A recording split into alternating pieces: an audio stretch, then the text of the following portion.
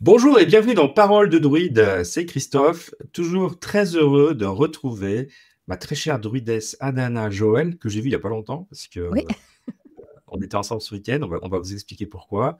Et puis, bonjour Joël d'abord. coucou Christophe, ça fait plaisir de te revoir. Voilà, ça fait très longtemps, n'est-ce pas? Bon, on va vous expliquer pourquoi on est un peu tout rouge tous les deux. Oui. Je ne sais pas si ça se voit à l'écran, mais en tout cas, nous, on se voit tout rouge. Enfin, on vient de passer 4 jours ensemble en stage de sylvothérapie. Mhm. Le 3e niveau, et puis il a fait beau soleil pendant 4 jours, mais alors c'était incroyable. Ah ouais, c'était super. On est début avril là quand on enregistre le podcast et puis on a fait de la gémothérapie, qui est la thérapie à partir de bourgeons. Et on vient de passer 4 jours dehors en plein soleil. Donc c'est un peu les premiers soleils du printemps. Donc voilà le résultat. Voilà, on s'est fait un peu surprendre, et du coup on a fait le plein de vitamine D et puis de plein de belles choses. Oui, le plein Mais de magnifiques moments. c'est pas le sujet du Non. jour. Le sujet du jour, ça, c'est pas la période du printemps, c'est Mm, plutôt, mm, mm, voilà. mm. Alors Quoique. on va boucler notre cycle de 4 épisodes consacrés aux fêtes, druidiques, agricoles, Mhm. avec Imbolc, Mm. qui est la fête du 1er février, du coup, donc qui est pas tout à fait la saison du moment, qui est plutôt la fin de l'hiver pour les druides. Et voilà, donc ça fera le 4e épisode consacré à ces fêtes, peut-être connues ou pas, je ne sais pas, vous nous direz dans les commentaires si vous les connaissiez toutes. Et on finit donc le cycle avec Imbolc.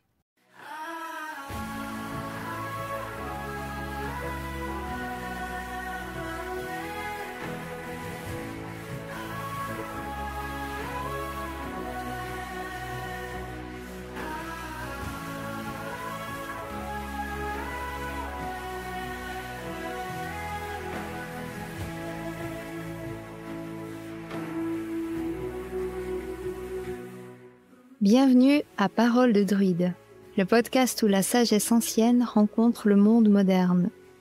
Je suis Joëlle Chauton, également connue sous le nom de druidesse Adana, fondatrice de l'école de druidisme éoriane à Baule en Suisse, près de Neuchâtel.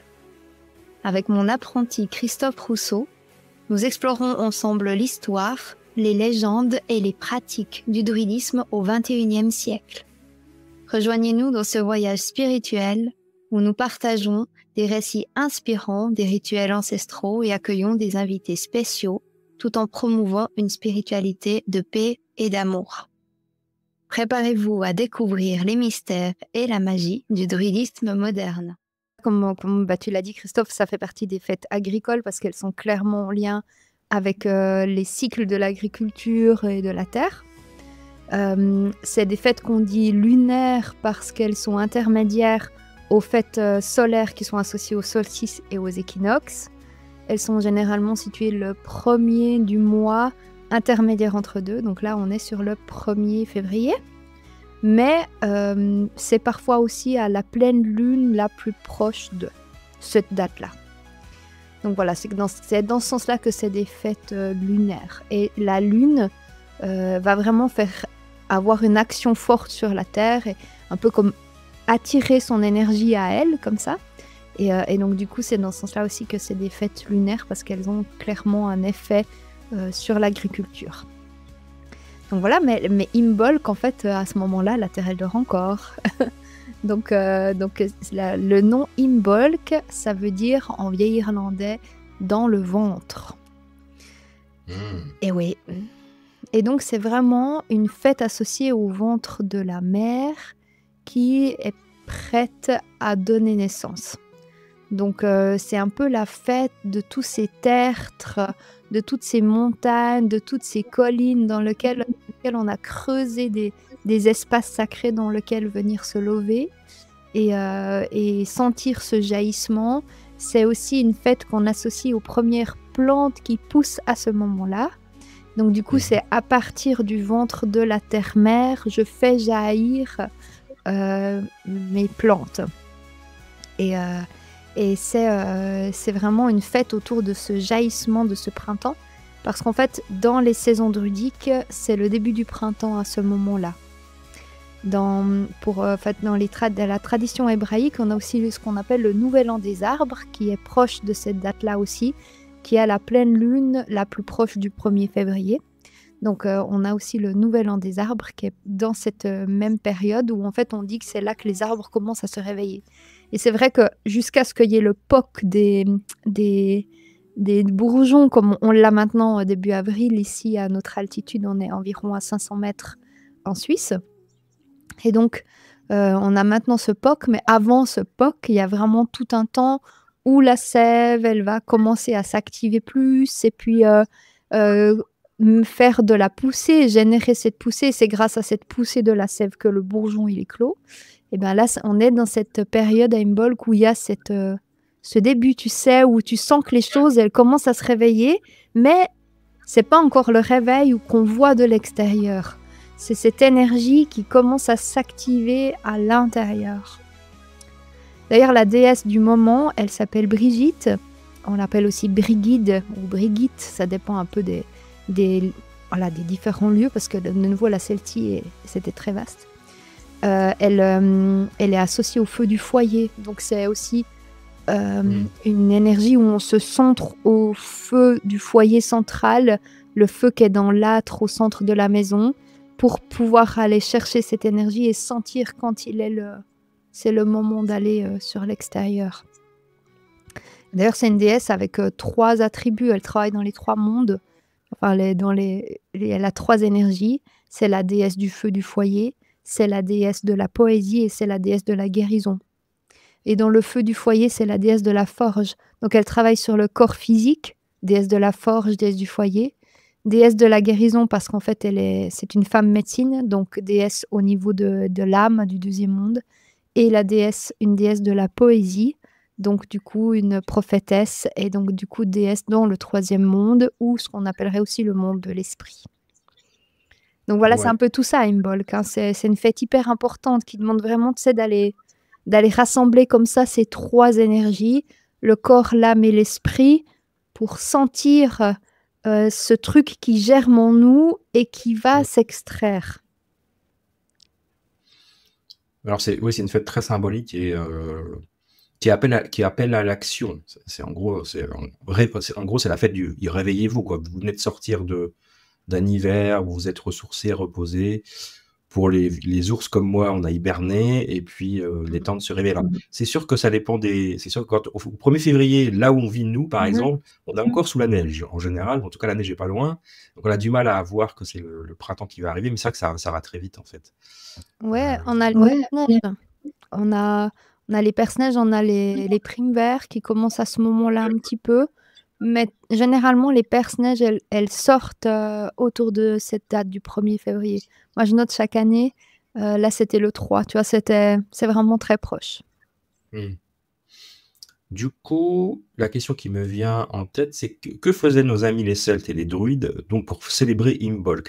Quel était un peu les rituels qui se mettaient en place à cette époque, à ce moment-là? Ouais. Alors, il y a beaucoup de choses autour de ce qui naît ou de ce qui est généré. Donc, on célébrait entre autres le lait. C'est à ce moment-là que les brebis allaient mettre bas.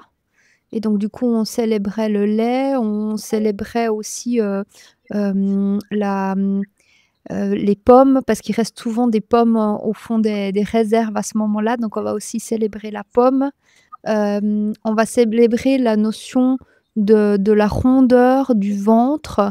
Donc on va prendre du temps autour du feu du foyer, se recentrer dans le lieu dans lequel on vit pour pouvoir encore raconter des histoires, prendre le temps d'être en communauté, prendre ce temps de repli en sentant qu'il arrive à sa fin, il touche à sa fin et qu'on va gentiment jaillir de ça. Donc voilà, il y a vraiment ça autour de ce thème-là. Après, au niveau du lait, généralement, c'est un peu l'ancêtre des crêpes de la Chandeleur, si on veut. C'est un peu le moment où on va cultiver un petit peu tout ça. Les œufs aussi qui commencent un petit peu à revenir, même s'il n'y a pas encore beaucoup à ce moment-là, en tout cas là où on est, nous. Et puis, la pomme, elle est très importante parce que à Imbolc, ça fait partie de ce qu'on appelle des fêtes d'alliance. Donc en fait, il y a Hmm. 2 fêtes d'alliance dans l'année. Il y a Lughnasadh qui est le 1er août et puis Imbolc qui est le 1er février. Et c'est ce qu'on appelle des fêtes opposées ou complémentaires parce qu'en fait, elles sont en face l'une de l'autre. C'est 6 mois et 6 mois, si on veut, hein. Dans l'année, elles sont en face. Donc elles s'opposent, on peut aussi dire qu'elles sont complémentaires. L'opposition est jamais négative dans le druidisme. 2 énergies opposées, c'est toujours cherché parce que ça crée l'unité. Et donc, du coup, Imbolc, elle, c'est la fête de l'alliance, mais c'est pas l'alliance du clan comme on l'a vu à Lughnasadh, qui est une alliance où on fait alliance avec notre clan en entier. C'est une alliance de soi avec son âme. C'est une sorte d'alliance de soi à soi. Et donc, c'est intéressant de prendre ce temps-là aussi à Imbolc, où en fait, on va aller chercher ce centrage, cette énergie un peu germe comme ça, cette graine dans notre propre terre, pour bien la solidifier en la connectant avec notre âme. C'est aussi un super moment dans l'année où on peut aller chercher dans les soins ce qu'on appelle des fragments d'âme. C'est des bouts de nous-mêmes qu'on a laissés dans des moments traumatiques et puis les ramener jusqu'à nous. D'ailleurs, on a des soins typiques des soins de ce type-là qu'on fait typiquement dans cette période-là de l'année. Et dans ce lien de l'âme à soi, on a un rite qui est le rite de la pomme. Et on va prendre une pomme et qu'on va pas couper en droit comme ça, mais à plat. Et si on coupe une pomme à plat, il va se dessiner un pentacle. Et le pentacle, le pentagramme, il représente l'équilibre et il représente le centrage. Il faut rappeler que la pomme, en fait, elle est extrêmement importante dans le druidisme. Elle fait partie des arbres qui gouvernent le monde d'Avalon, qu'on appelle le Gwenved, qui est le monde, l'autre monde, en fait, le monde dans lequel on va quand on sort des cycles d'incarnation, quand on n'a plus besoin d'expérimenter ce qu'on appelle la loi des récoltes. La loi des récoltes, c'est que ce que je sème, je récolte. Quand je sors de cette loi, ce qu'on appellerait la loi du karma dans d'autres traditions, bah, du coup, on rejoint le Gwenved. Et le Gwenved, c'est le monde des pommes. En fait, c'est le monde où il y a voilà. Donc, du coup, Imbolc qui nous invite vraiment à aller connecter cette force en nous, ce foyer central, pour aller chercher cette énergie-là. Et cette pomme, on ne va pas la partager non plus avec n'importe qui, c'est qu'on la partage avec quelqu'un avec qui on a envie de s'allier.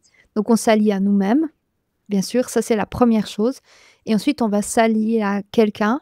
Et en fait, cette demi-pomme, en la coupe en 2, on l'offre à quelqu'un d'autre avec qui on a envie de s'allier. Donc, c'était aussi un des grands moments d'année, dans l'année druidique, où on allait se marier à Imbolc. Il y a plusieurs moments où on se marie à Imbolc, dans l'année druidique, pardon, mais Imbolc reste un des grands moments. Et je crois que je l'avais déjà dit, mais tu te rappelles, les mariages druidiques, c'est sur 1 an. C'est sur 1 an, oui, Ouais. c'est ce que j'allais te dire. C'est juste pour l'année civile en cours, quoi. Ouais, exactement. Pas l'année civile, c'est l'année du 1 au 1, en fait. Ouais, c'est ça. Du 1er février au 1er. 1er février au 31. Ouais.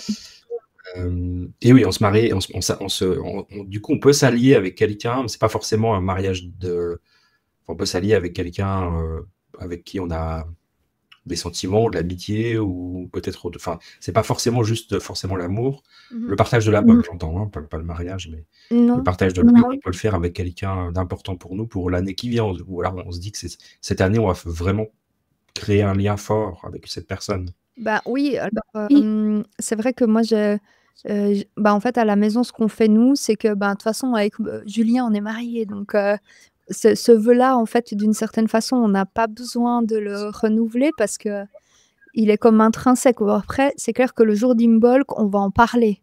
C'est vraiment un moment où on se pose pour parler de notre mariage et puis de ce qu'on aimerait améliorer. Bien sûr, on le fait le reste de l'année, mais on a ce rite à ce moment-là où, en fait, on va parler de comment on voit les choses, comment ça peut être mieux, comment on peut être mieux l'un avec l'autre, etc. Donc ça, c'est un petit rite sympa, je trouve, à mettre en place, en fait, de se dire, le jour d'Imbolc, même si on est déjà marié, on prend ce temps-là, en fait, tu vois. Et puis sinon, ce qu'on fait, vu qu'on est 4 en famille, il y a mes 2 filles et puis Julien. Je dis mes 2 filles parce qu'en fait, voilà, c'est mes enfants, mes filles à moi. Donc du coup, Julien et moi, on va couper la pomme. Enfin, 2 pommes, on va les mélanger. Donc, on a 4 morceaux à la fin. Et le 1er février, le soir après la cérémonie, quand on se retrouve en famille et que les gens s'en sont allés, eh ben, on va prendre chacun à l'aveugle une demi-pomme. Et puis après, on regarde avec qui ça fait le match. Et du coup, c'est une des personnes dans la famille avec qui on va vivre des choses importantes dans l'année et surtout, on va plus en prendre soin. Donc, par exemple, moi, cette année, je suis avec ma fille Aria, la petite. Et donc, c'est quelqu'un, ta grande copine. Christophe l'appelle la drama queen. Je sais pas le dire. J'osais pas. Quand même, on peut. Elle est tellement pleine d'émotions. Et elle les Voilà, exprime facilement.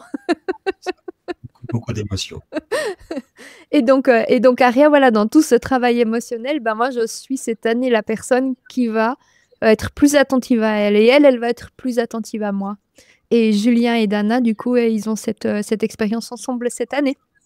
Et chaque année, finalement, ça change. On a remarqué qu'il y a eu un tournus. Et puis, au-delà de ça, j'ai quand même toujours cette pomme où j'ai envie de faire alliance avec quelqu'un. Et généralement, je choisis quelqu'un avec qui j'ai envie de travailler quelque chose. Donc là, ça fait 2 ans de suite où il y a eu une pause entre deux. Il y a 3 ans et puis il y a une pause. Et puis maintenant, de nouveau cette année où je travaille avec un ami qui est du coup dans le sud de la France. On se voit très peu. C'est un de mes très très bons amis. Et en fait, avec lui, lui, il a des blessures un peu similaires à moi dans le féminin masculin. Et donc, du coup, on travaille ensemble grâce à l'autre en se faisant des effets miroirs pendant une année. Et la première fois, on a hyper bien avancé. C'était génial. Donc, cette année, on a décidé de refaire ça. Donc, c'est vraiment en pure amitié, en se disant, on fait alliance pour travailler un truc en commun. Et ça, c'est vraiment hyper précieux. Donc, voilà.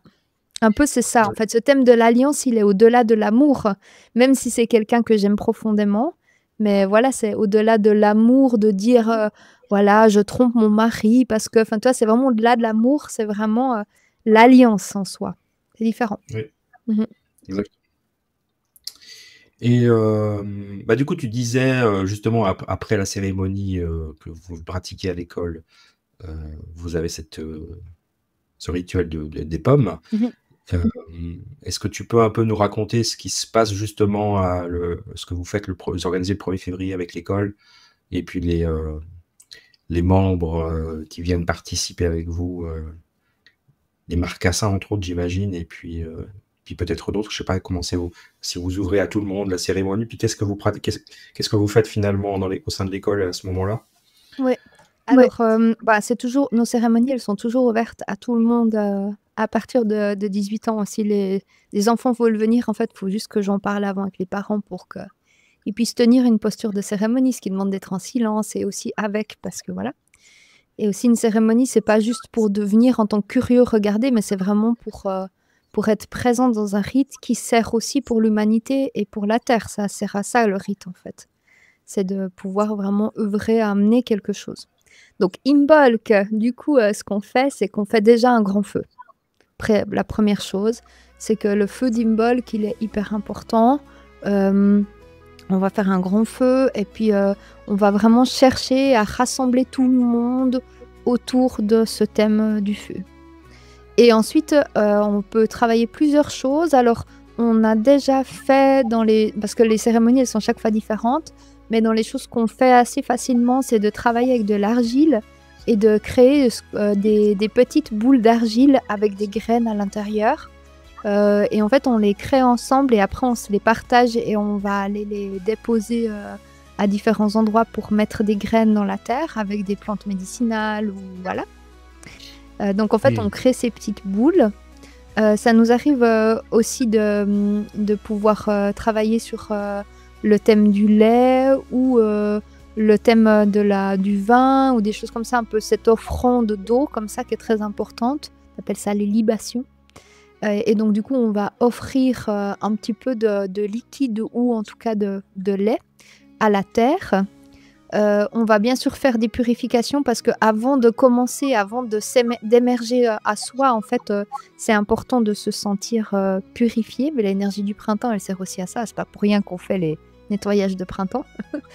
Et donc, du coup, on va faire des purifications avec des bâtons de plantes. Là, la dernière fois, on a travaillé avec un mélange d'armoise pour travailler autour du corps. En fait, on est allé autour du corps de chaque membre de chaque membre du groupe, donc pour pouvoir purifier bien l'aura. Et on invite aussi les personnes à sentir qu'est-ce qui germe en elles et aussi qu'est-ce qu'elles ont envie de voir germer pour le monde, tu vois. C'est vraiment de sentir cette force qu'on a dans les tripes et de se dire qu'est-ce qui a envie d'émerger de moi. Parce que si tu te souviens un peu ce moment de repli entre Samhain et Imbolc, c'est 3 mois de mise en terre, un peu comme ça, où en fait on prend le temps dans notre grotte intérieure pour se laisser bercer par cette terre, par ce terreau, et sentir le terreau qu'on a en nous, et sans chercher à le mentaliser, juste accueillir cette terre, et qu'est-ce qu'elle a simplement, comment elle est texturée, comment je me sens là-dedans, bien, pas bien, enfin voilà. Et à partir d'Imbolc, on sort de ce moment de repos. Et donc, ce germe-là, ce moment-là, il est extrêmement important. Parce que ça demande d'avoir visité la Terre et de se dire, ma Terre, elle est comme ça. Et donc, à partir de ça, qu'est-ce que je peux faire pousser ? Est-ce que ma Terre, cette année, elle est formée de sable, d'argile, de compost, et donc du coup, je peux faire pousser des monstres trucs, ou est-ce que du coup, je vais devoir stratégiquement aller sur des petites choses mais super dense, tu vois, puis t'observes ça. Et en fait aussi, ben pareil, le terreau du monde, dans quel état il est. Et qu'est-ce que nous, on peut souhaiter, en fait. Parce que dans l'espace du rite, vu qu'on est dans un espace sacré, toutes nos actions sont puissantes. Et donc c'est pour ça que je demande les gens, ils participent vraiment, qu'ils ne soient pas juste en train de regarder. Parce qu'en fait, chacune action, elle est puissante dans cet espace-là. Donc qu'est-ce qu'on peut souhaiter pour le monde, en fait. Pour les gens, pour notre communauté, pour, tu vois, la nature. Et voilà, on va avoir ce type-là de pensée. Quand on parlait là tout à l'heure, avant de commencer le podcast, rappelle, on parlait un petit peu de ce pouvoir qu'il y a dans le germe. Tu te rappelles ? Oui. Je pense que toi, tu le vis aussi dans tes pratiques, mais cette écoute profonde de ce moment juste avant le moment où tu sens qu'il est temps. Tu sais ? Comment tu pourrais m'expliquer, toi, ce truc-là ?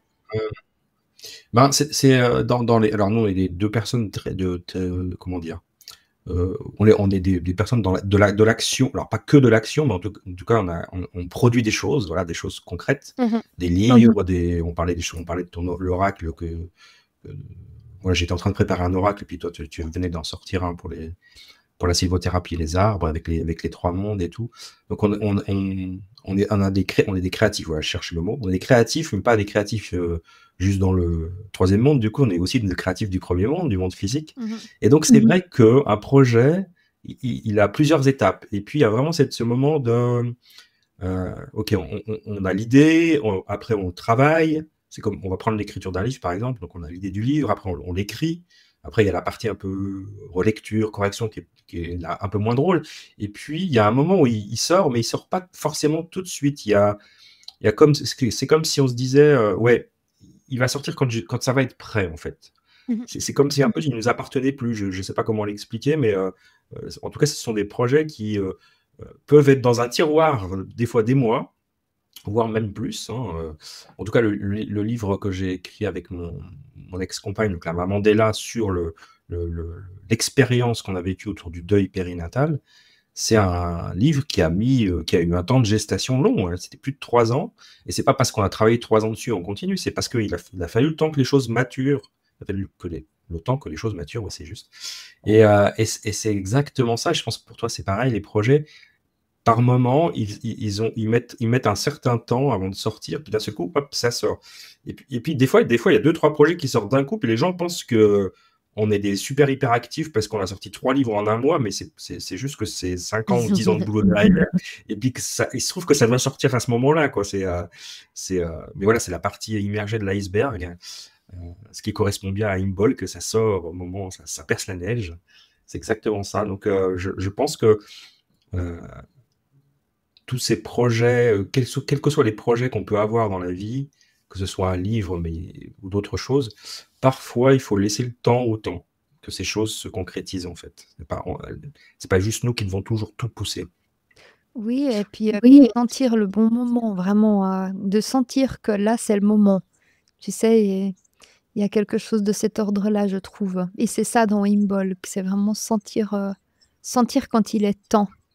Et, euh, et, et je trouve aussi de sortir de ces espèces de planning qu'on se fait dans la tête, où on se dit, ben là, maintenant, j'ai une semaine pour faire ça. Après, j'ai une semaine pour faire ça. Et dans une semaine, je le sors. Alors que, en fait, si j'écoute la texture, c'est pas ça. Et c'est un peu ça, Imbol, c'est être à l'écoute de ce truc. Voilà. Et ce truc, pour moi, je le sens dès le début. Quand je suis sur un projet, en fait, je suis hyper attentive à chacune des choses qui se déroulent dès le début. Par exemple, je me souviens toujours, j'avais le projet d'un oracle et en fait, la personne avec qui je voulais collaborer, qui était photographe, il arrivait un petit peu en avance et en fait, il y avait mon ancien compagnon qui était là et il l'a accueilli dehors avec un café et en fait, cette personne a dit: «Mais du coup, c'est quoi cet oracle que tu me racontes?» Et mon ancien compagnon lui a raconté mon projet. Et quand je suis arrivée, en fait, j'avais l'impression d'avoir perdu le fil. C'était comme si, en fait, j'arrivais plus à attraper le truc parce qu'en fait, la texture, elle avait été prononcée par quelqu'un d'autre. Et moi, je suis très sensible à l'initiation des choses, tu vois, au début des choses. Et pour pouvoir réaliser quelque chose, j'ai besoin de suivre un fil. Et c'est comme un fil tendu. Et c'est difficile à expliquer, mais c'est vraiment une sensation. Bah, typiquement, quand j'écris un livre, j'ai le projet du livre. Je le laisse germer en moi. J'ai plus ou moins un titre. Ensuite, après, je vais un peu le structurer autour d'une forme de texture avec un peu tous les points que j'aimerais voir, les différents chapitres, des choses comme ça. Je crée un petit peu ça. Donc, du coup, j'ai une espèce d'architecture, mais je tiens toujours ce fil. Et ensuite, après, je vais le garder vraiment à la main. Donc, typiquement, je ne vais pas en parler trop parce que je sens que je suis encore dans ma terre. Donc, je ne vais pas parler à des gens à dire: «Ah, je suis en train d'écrire un livre sur ça, ça, ça», parce qu'en fait, je sens que je perds la texture. C'est comme si je fais émerger trop vite mon projet, je le présente trop vite au monde. Et en fait, je perds cette solidité sur laquelle j'ai besoin de m'asseoir pour bien tenir le truc jusqu'au bout. Et c'est seulement à la fin, quand je sens que là, je peux gentiment un peu le laisser s'en aller parce que voilà, les graines, elles vont pouvoir partir dans le vent, qu'à ce moment-là, je lâche un peu cette plante qui lâche ses graines et qui les laisse partir vivre leur expérience. Mais jusque-là, j'ai vraiment bien tenu le truc. Et Imbolc, elle nous apprend vraiment ça, en fait. Hein. Ça fait partie des lois de la réussite, d'abord. Pour moi, c'est hyper important de bien tenir ses projets, de bien les avoir texturés en nous, de bien les sentir jusqu'au bout et de choisir le bon moment quand il est temps que les graines s'envolent. C'est ça. Mais ça ne veut pas dire qu'il faut laisser des choses s'enterrer indéfiniment, parce qu'il y a des gens qui font ça aussi. Hein. C'est qu'à un moment, il faut accoucher du bébé, hein, parce que tous ceux qui sont des créatifs, c'est vraiment comme je pense qu'on peut comprendre. Moi, évidemment, je suis pas une femme, donc je comprends pas l'accouchement. Je l'ai vu. Je l'ai pas ressenti comme vous, comme toi en tout cas, ni comme la mère de mes enfants. Mais quand on accouche d'un projet comme un livre ou un oracle ou une formation, moi je fais des formations en ligne. C'est plus virtuel, mais c'est quand même. C'est le moment on la met en vente. On a les premiers clients, les premiers échanges. Voilà. Pour les livres, c'est pareil. Tous ces projets, qui soient physiques ou virtuels finalement, mais qui sont dans le premier monde. Il y a vraiment une question d'accouchement. Puis des fois, ça marche pas bien. Hein. Voilà, ça marche pas à tous les coups non plus. Mais c'est vrai que et parfois, ça marche pas bien parce qu'on l'a pas laissé venir naturellement. C'est peut-être ça en fait, c'est de dire ça doit venir naturellement parce qu'on sent qu'on est prêt et puis qu'il y a probablement une certaine attente vis-à-vis de ça. Et puis et je parle pas après des outils de marketing, etc., qui font qu'on va avoir on va comment dire, avoir plus de succès ou de réussite parce qu'il y a des outils qui sont avec, mais les outils ne suffisent pas au succès du projet. En fait, je pense qu'il y a vraiment quelque chose derrière de très personnel et intime, et de laisser le projet venir au monde quand il est prêt à venir au monde. Oui, c'est exactement ça, c'est d'être attentif à ça. Et ben, bien sûr, quand on crée un projet, il y a beaucoup de choses qui viennent là-dedans parce que notre estime de nous-mêmes, la peur qu'on peut avoir aussi du regard des autres, elle vient dans ce jeu-là. Mais ça, c'est des choses qui viennent du monde extérieur. Et en fait, là, la force d'Imbolc, c'est de se centrer autour du feu central, donc du coup, travailler l'estime de soi. C'est vraiment ce feu central qui nous habite, cette flamme que l'on a à l'intérieur de nous, qui nous permet ensuite de rayonner sur le monde extérieur. Mais d'abord, je me centre autour du feu de mon foyer. Et à partir de là, je suis d'accord de m'asseoir et de me dire, c'est ça que j'ai envie de présenter comme art. De nouveau, on parle des arts druidiques, mais c'est cet art-là que j'ai envie d'offrir au monde cette année. Et donc, du coup, il y a quelque chose qui émerge, mais cette chose, il émerge à partir de qui on est, finalement, qui on est tel qu'on est.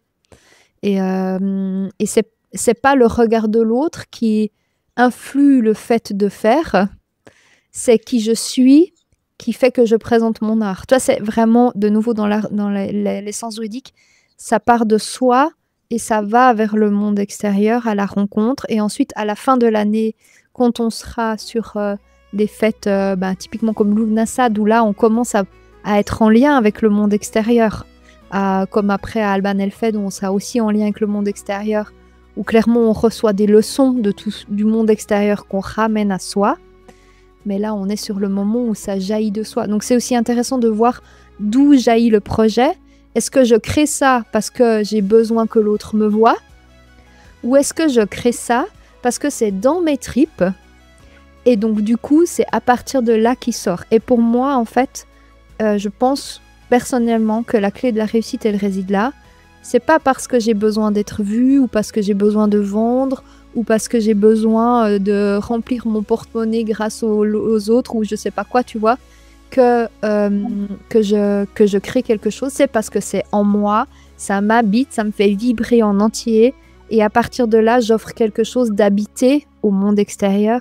Et forcément, tout ce qui est habité est beaucoup plus vu, parce qu'en fait, on a tendance à plus poser nos yeux sur ce qui est habité que sur ce qui ne l'est, ce qu'il est moins. Ouais, complètement d'accord. Moi, j'ai même expérimenté parce que je l'ai fait. Ça m'est arrivé de sortir des projets, une formation en particulier qui nécessitait beaucoup de travail, qui me tenait à cœur, mais je ne l'ai pas fait dans le bon état d'esprit. Je l'ai fait parce que j'avais besoin de gagner de l'argent à ce moment-là, où j'avais besoin de... Enfin voilà, il y avait la notion d'argent derrière qui était forte, et du coup, ça a évidemment pas marché. Parce que même si c'était une envie profonde de faire quelque chose, c'était pas mûr. C'est ça. Et il m'a fallu plusieurs années avant que ce projet fonctionne et soit concrétisé. Bon, je parle du leadership holistique parce que c'est mon autre podcast. Et ça a mis du temps à maturer, à sortir, et les premières fois étaient pas bonnes. La personnage, si elle sort trop vite parce qu'elle se dit si je sors pas tout de suite là, mi-janvier, les autres ils vont me prendre le soleil, tu vois, j'en sais rien. Les arbres ils vont ils vont mettre leurs feuilles, après j'aurai plus de soleil, ce genre de croyance. Et du coup la personnage elle sort mi-janvier, elle meurt de froid, quoi. C'est pas le bon moment. Donc non, c'est hyper important de sentir quand il est temps de germer par différents facteurs qui peuvent être les facteurs extérieurs, bien sûr.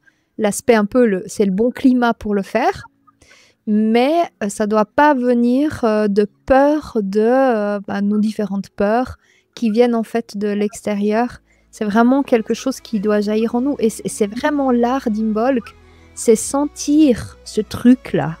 C'est difficile à décrire parce qu'en fait, il y a des gens qui ont de la facilité à le sentir, puis il y en a d'autres qui ont plus de difficultés par rapport à voilà, justement, ça demande vraiment d'être à l'écoute de notre propre flamme, de notre propre lumière, et surtout de l'aimer, de la considérer, d'avoir cette capacité de juste être en amour avec soi-même, et c'est à partir de ça que ça jaillit. D'ailleurs, c'est la fête de l'amour, Imbolc, avec Beltane aussi, bien sûr, mais Du coup, ça me fait toujours sourire que la Saint-Valentin soit là au milieu. Il n'y a pas vraiment de lien direct hein, entre la Saint-Valentin et Imbolc, mais voilà, c'est quand même pas un hasard que ça soit là tout près. C'est assez proche, ouais. Mm. C'est assez proche. Moi, non, c'est une autre histoire, la Saint-Valentin. En plus, la Saint-Valentin en tant que soi, c'est même pas à la base, c'est même pas c'est pas vraiment une histoire d'amour, bien au contraire. Donc, c'est assez bizarre comme c'est arrivé. Ouais, mais non, mais ce premier, je trouve que le premier, autant, alors c'est vrai que dans l'Occident maintenant, on aime bien faire les plans de l'année ou le bilan de l'année le 31 décembre, ce qui a un sens vis-à-vis du calendrier classique, et ça, je veux bien l'entendre, mais moi, je trouve qu'en effet, le 1er février, c'est vraiment un bon moment pour, moi, c'est là que j'ai fait alors, je fais quand même des plans, mine de rien, parce que sinon je me perds dans tous mes projets. Mais c'est là que je me sens prêt à faire des plans pour qu'est-ce que je veux faire cette année comme projet. Mhm.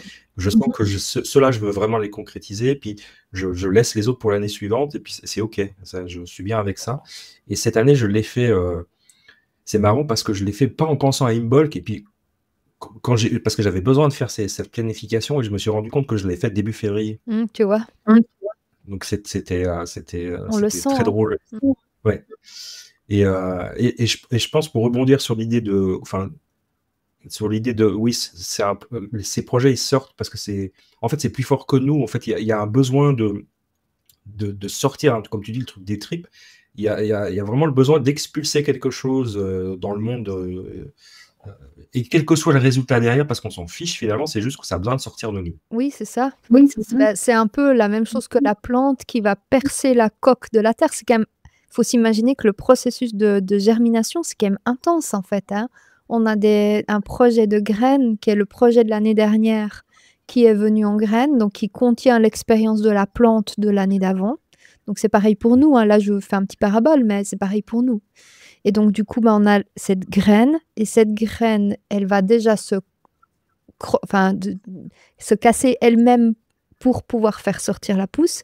Mais après, cette pousse, elle trouve son chemin à travers la terre et elle jaillit au soleil. Donc, elle change de monde, en fait. Elle passe de ce monde intérieur et, en fait, elle jaillit dans ce monde extérieur. Donc, c'est quelque chose ensuite que je montre. C'est pas juste je reste en moi et je continue de rester en moi. C'est ce jaillissement d'Imbolc, c'est là que les premières plantes sortent, de nouveau les primevères, les personnages, etc. Et c'est vraiment tchou. Et en fait, à partir de là, on commence à les voir. Et quand je vois, moi, les personnages, je leur dis toujours coucou, ah bah voilà, t'es sorti. Et je pense vraiment à cette percée comme ça, cette traversée qu'elles ont vécue pour être là avec leurs petites clochettes toutes jolies. C'est tellement beau. Mhm. Oui. Et qu'est-ce qu'on pourrait. Donc, on a parlé un peu de la cérémonie de la pomme, mais qu'est-ce qu'on pourrait recommander finalement si on veut célébrer une Imbolc? Il y a cette idée en effet de projets ou de choses qu'on pourrait maturer. C'est un peu. Finalement, ça fait partie de la cérémonie de la création. Mhm. On peut proposer aux gens de couper la pomme en deux et puis de la partager avec son amoureux ou son enfant ou enfin, une personne avec qui on a envie de porter une attention particulière cette année. Qu'est-ce qu'on pourrait faire d'autre? Les crêpes. Les crêpes. Les crêpes, ouais, les crêpes. Après, des purifications de lieux. Sentir aussi que c'est hyper important de purifier sa maison à ce moment-là pour pouvoir nettoyer son intérieur pour qu'il soit plus propice à l'émergence. Et puis faire du feu, vraiment faire du feu. Et puis, ah oui, encore une autre chose hyper importante, on n'en a pas parlé, les bougies. Oui. Parce que, en fait, la déesse, le moment dans l'année où on crée les bougies pour toute l'année, c'est Imbolc. Et donc là, on va créer des bougies ce jour-là. Et c'est des bougies qui vont être sacrées dans l'énergie d'Imbolc pour être utilisées le reste de l'année. Donc c'est là que nous, on fait les bougies pour les rituels, par exemple, ou les bougies qu'on pose sur l'autel pendant les formations de l'école. On a toujours une bougie. Et c'est des bougies que je crée dans la période d'Imbolc. Donc 3 jours avant, 3 jours après, et puis le jour central qui est le 1er février. Donc ça fait sur un espace de 7 jours. Généralement, j'essaye de m'organiser pour faire 7 couleurs et un jour par couleur. Et chaque fois, en fait, je commence avec le rouge. Après, je rajoute un petit peu, parce qu'il me reste presque plus du rouge au fond de mon bain-marie. Je rajoute un petit peu d'orange et du coup, ça bascule sur l'orange. Et en fait, je fais l'expérience des couleurs aussi qui se succèdent en faisant comme ça, où je pars toujours de mon fond dans mon bain-marie pour aller à la couleur d'après. C'est vraiment fascinant à voir et j'aime beaucoup faire ça. Et aussi, la cire, elle représente beaucoup de choses parce que la bougie, elle représente la transformation des choses. Si on observe, la cire, c'est quelque chose de dur, quelque chose de tenu. Donc, ça représente la terre. Ensuite, on a la cire qui devient liquide, qui représente l'élément eau. On a la mèche qui représente cet alignement avec l'élément air. Et puis, on a la flamme qui représente l'élément feu. Et donc, ces 3 éléments, ces 4 éléments, par contre, ils font que la bougie, elle est complète. Et en fait, quand on crée les bougies à Imbolc, du moment où elles sont liquides, elles sont comme ouvertes à l'information, comme une eau qui est très ouverte à l'information. Et dès le moment où elles vont durcir, c'est comme si elles enserrent l'information et elles permettent de tenir l'information qu'on met dedans. Donc, toutes les bougies qu'on crée à Imbolc, c'est vraiment des bougies informées qu'on va chercher à resserrer autour d'une information précise. Donc, on est très présent avec ce qu'on fait à ce moment-là. Voilà, moi, je suis... moi, à un moment où je suis un peu carrément en méditation à ce moment-là, très consciente de mes gestes. Je ne vais pas faire mes bougies en me regardant une série ou comme ça. J'ai besoin d'être avec mon geste. Et je sais que plus tard, quand elle va libérer son information, j'ai pas envie qu'elle libère les dernières histoires du roman, enfin de l'histoire à l'eau de rose que j'étais en train de regarder à ce moment-là.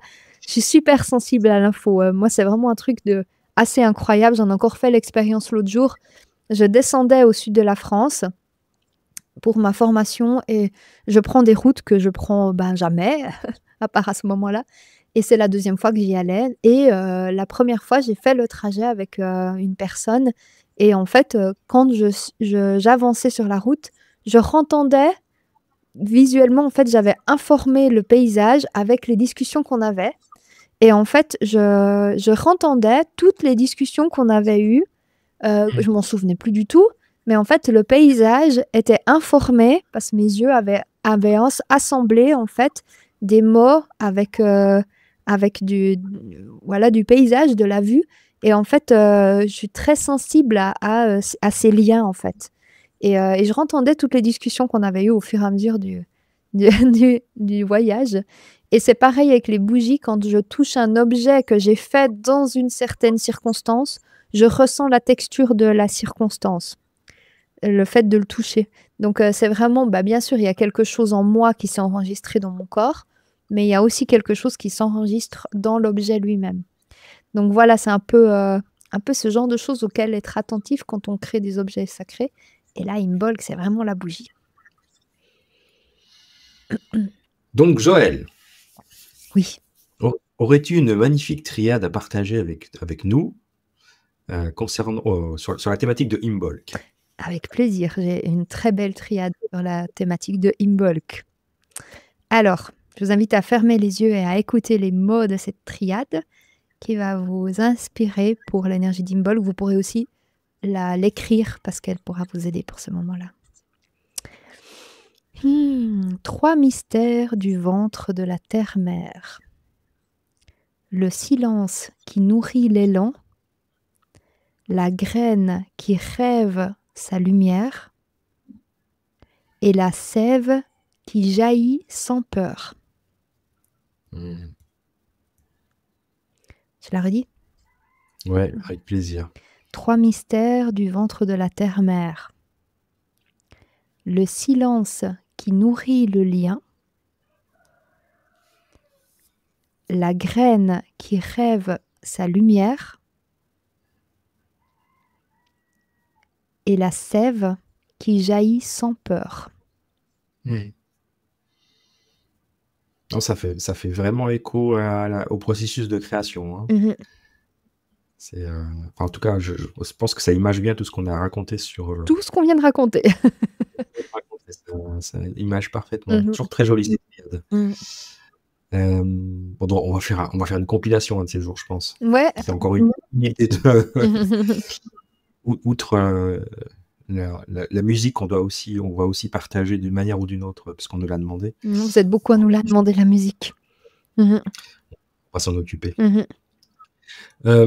Bien, merci beaucoup. Joël, est-ce que tu as une dernière chose à partager au sujet d'Imbolc ou on a... Non, je vraiment j'aurais envie de vous souhaiter de descendre dans votre corps et de pas sentir cet élan dans votre tête avec des il faut et ça serait et je pourrais et tout ça. C'est plutôt de sentir que cet élan d'Imbolc, il est dans votre bide. C'est là que ça se passe et faites l'expérience de ça ces prochains jours pour des choses bêtes, ne serait-ce que aller sous la douche, plutôt de se dire, je sais pas, c'est des exemples bêtes, mais des fois ça permet juste de donner ce clic un peu. Hein. Au lieu de se dire ma douche, je la fais à 7 heures tous les soirs, c'est de se dire ben, entre 5 heures et 22 heures, j'en sais rien, je dis n'importe quoi, c'est une période où ça serait cool de prendre une douche, des choses bêtes, hein, et de dire j'attends de sentir que ça vient de moi, que j'ai vraiment cette force qui me pousse à faire ça. Et c'est dans des petites choses du quotidien qu'en fait on éduque un peu son corps à être attentif à ça parce qu'on n'apprend pas ça à l'école. Voilà. Ça, c'est vrai. Mhm. Et puis, je pense que n'hésitez pas à réécouter cet épisode à la période d'Imbolc, justement pour se remettre dans l'ambiance. Bah, les 4 qu'on a fait, ils sont pour ça d'ailleurs. Hein. N'hésitez pas à les réécouter aux périodes des 4 fêtes, parce que ça vous remettra un peu dans l'ambiance de la symbolique derrière ces fêtes et puis de la signification de ces fêtes qui sont... c'est important de célébrer ces rituels. L'humain a besoin de ça. On en a déjà parlé. Hein, ce cycle druidique, il existe pour plein de bonnes raisons. Donc, je vous invite volontiers à le réécouter l'année prochaine, du coup, en 2026, au début février, fin janvier, début février. Et puis, n'hésitez pas de commenter à ce moment-là. Hein, on lira toujours avec plaisir, même dans un an. Vos commentaires et vos expériences vécues autour de Imbolc. Oui, et puis ceux qui veulent un peu creuser ça, il y a le cycle druidique de l'école éorienne que je propose, qui est un cours à distance, qui est proposé par Zoom, toujours quelques jours avant la fête, pour pouvoir avoir des rites précis avec l'énergie du moment. En fait, je crée des supports de cours à chaque année pour pouvoir présenter des rituels et des expériences ou des préparations énergétiques ou plein de choses ou des mêmes recettes de cuisine que vous pouvez faire dans l'énergie du moment pour vous mettre en lien avec cette fête. Donc ça, c'est une formation qui est disponible sur l'école éorienne. Donc voilà, si jamais il y a aussi ça pour vivre ce cycle plus accordé avec les énergies du moment aussi. Parfait. Merci. Bien, merci beaucoup, Joël. Merci Christophe. Encore une fois, toujours un plaisir de discuter avec toi de ces sujets passionnants. Et on se retrouve la semaine prochaine pour un nouvel épisode. Ouais, à bientôt tout le monde. Prenez soin de vous. À très bientôt. Nous, on va aller mettre de la crème. C'est ça. Au revoir.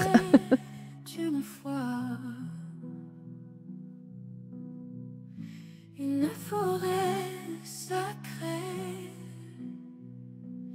et au centre un béton et un grand chêne.